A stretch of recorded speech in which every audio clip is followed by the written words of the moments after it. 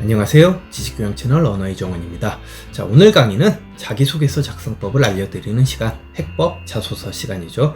이제 자기소개서 1번과 2번에 대한 이야기를 마치고 드디어 3번 작성법에 대한 강연, 그 첫 번째 시간입니다. 오늘은 자소서 3번을 쓸 때 여러분들이 반드시 지켜야 할 제1원칙, 정말 중요하고 어쩌면 3번을 쓸 때 제일 어려운 부분이라고도 할 수 있는 핵심 방법론 하나를 말씀드릴 겁니다. 제가 붙인 명칭이긴 하지만 이른바 스토리텔링법입니다. 오늘 영상에서는 바로 이 스토리텔링법을 설명드리기 위해서 합격 자소서 한 편을 예시로 보여드릴 텐데요. 우선 자소서 첨삭 전, 그러니까 즉 비포 버전의 자소서를 먼저 보여드릴 거고요. 그 다음에는 자소서 첨삭 후, 즉 애프터 버전의 자소서를 보여드릴 겁니다. 이 둘을 한번 비교 검토해 보신 뒤 그 차이점이 뭔지를 느껴보시길 바랍니다. 바로 그 차이점이 오늘 말씀드릴 자소서 3번을 쓰는 핵심 방법론의 키포인트입니다. 꾸준히 해온 우리 강변 되살리기 운동은 나눔의 의미에 대해 새롭게 생각해보는 기회가 됐습니다. 활동을 하면서 치워도 끝이 안 보이는 쓰레기를 줍는 것이 과연 도움이 될까? 라는 생각과 함께 쓰레기를 줍기만 하는 것은 그저 임시방편에 불과하다고 생각했습니다. 그러던 무렵 강 근처에서 하교를 하던 초등학생들이 나에게 다가왔습니다. 여러 가지 질문들을 한 뒤 쓰레기를 줍고 있는 나의 모습이 재밌어 보인다고 얘기하면서 다음번부터 자신들도 동참해도 되냐고 물었습니다. 그리고 실제로 그 아이들은 다음 봉사활동 때부터 빠짐없이 꾸준히 모습을 보이며 같이 쓰레기를 줍는 것이었습니다. 저는 의무적이고 형식적으로 쓰레기를 주었을 뿐인데 제 행동이 다른 사람들에게 참여 욕구를 불러일으켰다는 사실에 놀라움을 금치 못했습니다. 이를 통해 봉사활동이란 제3자에게 봉사의 성취감과 의미까지 전파할 수 있는 공익활동임을 깨달았습니다. 이것이 진정한 나눔 활동이자 봉사의 참된 의미라는 것을 느꼈습니다. 이러한 점을 명심하고 타인의 본보기가 되어 성공 후 살아는 꿈에 가까워지려고 노력할 것입니다. 제가 사는 동네에는 오염이 심하여 정화가 필요한 강이 있습니다.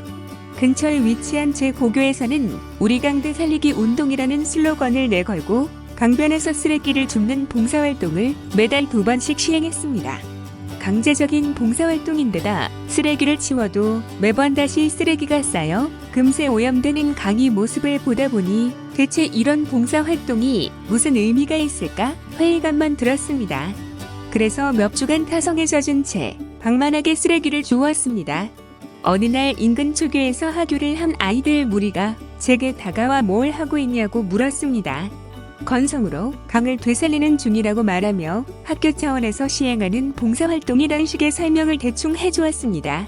하지만 아이들은 제 얘기에 흥미를 보이면서 자신들도 동참해도 되냐고 물었습니다. 저는 이 아이들이 설령 몇 주 온다 한들 힘들고 귀찮은 나머지 곧 그만둘 거라고 생각하면서 원하면 그렇게 하라고 대답해줬습니다.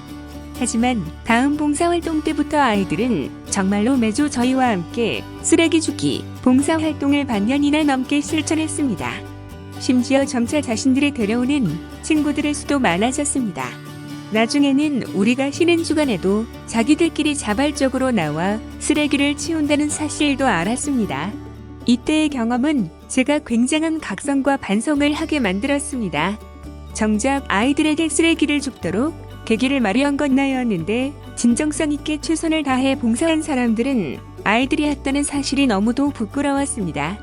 그리고 나눔이라는 것은 그저 나눔을 제공한 최초의 사람만이 아니라 그 나눔을 받고 되돌려준 사람으로 인하여 오히려 나눔의 동기가 되어준 사람이 더 큰 깨달음과 감동을 얻을 수도 있다는 사실을 알게 됐습니다. 그리고 이후부터 저는 아무리 사소한 봉사활동이라도 진정성 있는 나눔이 될 수 있도록 최선을 다해 실천하는 사람이 되자고 마음먹었습니다. 그 당시 아이들의 순수하고 열정적인 선행을 통해 나눌수록 배가 되는 나눔의 힘을 체감할 수 있었기 때문입니다. 잘 보셨습니까? 어떻습니까? 비포와 애프터의 차이점을 찾으셨나요? 제가 자기소개서 3번에 관한 강의를 할 때마다 학생들한테 강조하는 3계명이 있어요.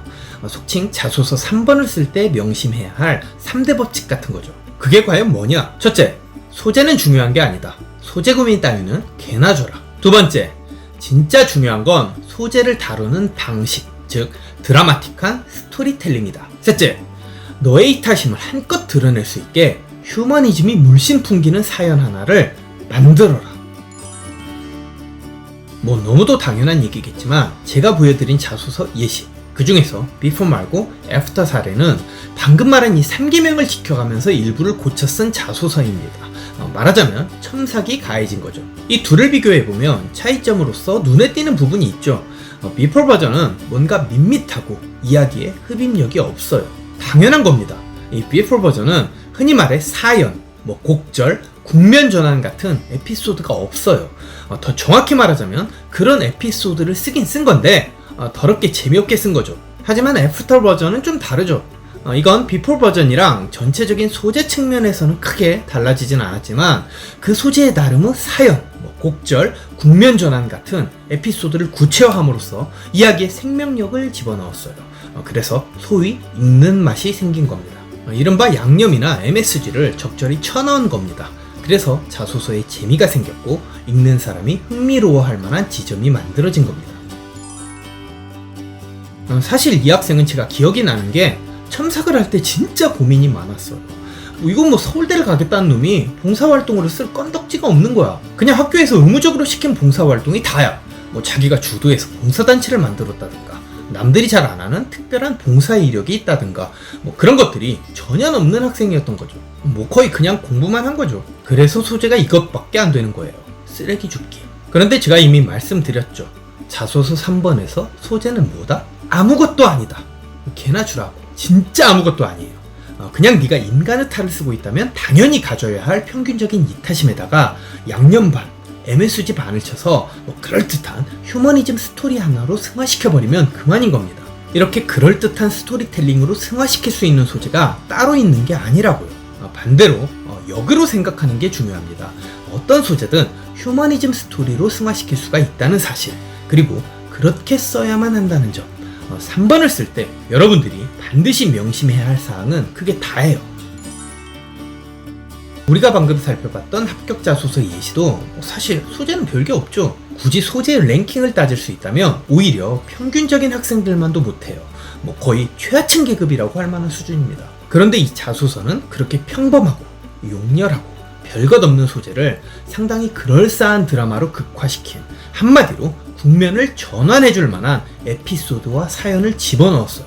그게 바로 아이들 때문에 자신이 감화되고 갱생했다는 대목입니다. 그리고 이게 이 자소서를 하드캐리 해준 거죠. 학생 나름대로 서울대를 지원할 만한 기지와 재치가 있었던 겁니다. 사실 좀 읽다 보면 은근 마음이 훈훈해지는 이야기잖아요. 입학사정관도 사람이니까 분명히 이 자소서를 읽을 때 흥미로워할 거예요. 바로 이게 자소서 3번을 쓰는 스킬입니다. 소재가 당락을 결정하는 요소가 아니라고요.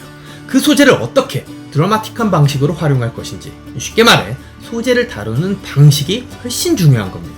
이건 정말 누누이 말하는 거지만 니들, 그러니까 고등학생들 사이에서 그렇게 대단한 소재를 가진 애들이 없다니까요. 요즘 청문회로 난리난 아무개 딸이라면 모르겠지만 대부분 학생들이 고교 3년 동안 했다는 이타적인 활동들은 그냥 다 서로서로 개낀 도끼냐.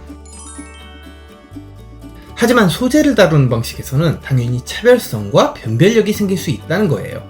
자소서 3번을 쓸 때 공력을 쏟고 치밀하게 전략을 짜넣어야 할 부분이 바로 그 부분인 거고요.